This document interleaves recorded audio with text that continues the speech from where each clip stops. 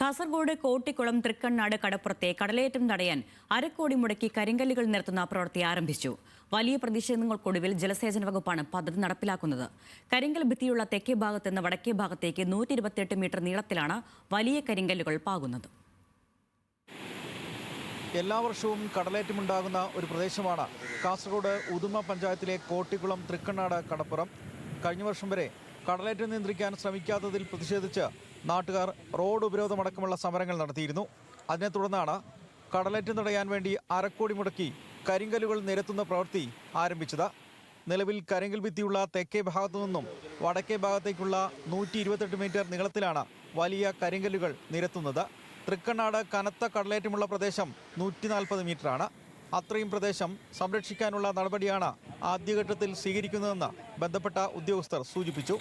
തൃക്കണ്ണാട് ക്ഷേത്രത്തിന് മുന്നിൽ നിന്നും കടലിലേക്ക് ഇറങ്ങാനും മീൻപിടുത്ത തൊഴിലാളികൾക്ക് തോണികൾ കയറ്റാനും ഇറക്കാനുമായി 15 മുതൽ 20 മീറ്റർ വരെ വീതിയിൽ തീരത്ത് മണ്ണിനടിയിൽ മാത്രം കല്ല് നിരത്തും.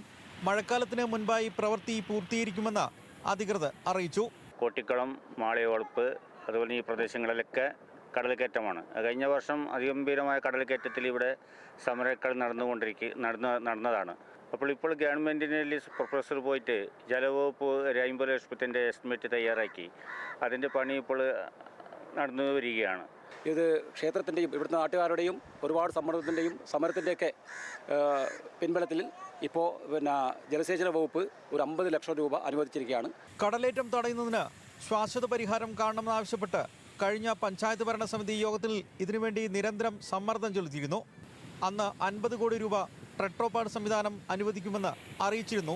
എന്നാൽ തുടർന്ന് സർക്കാരിൻ്റെ സാമ്പത്തിക പ്രതിസന്ധി മൂലം പദ്ധതി നടപ്പിലായില്ല. പിന്നീടാണ് നിരന്തര സമരത്തിൻ്റെ ഫലമായി 50 കോടി രൂപ ജലസേചന വകുപ്പ് വഴി ചെലവഴിച്ച് ഈ പദ്ധതി നടപ്പാക്കാൻ തീരുമാനിച്ചത്.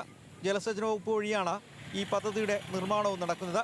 പദ്ധതിയെക്കുറിച്ച് വിശദീകരിക്കാൻ വകുപ്പ് തല ഉദ്യോഗസ്ഥർ നാട്ടുകാരുടെയും പഞ്ചായത്ത് ഭരണസമിതിയുടെയും യോഗവും വിളിച്ചിരുന്നു. ഇതിനുശേഷമാണ് ഇപ്പോൾ പ്രവൃത്തി ആരംഭിച്ചിട്ടുള്ളത്. ന്യൂസ് മലയാളം, കാസർഗോഡ്.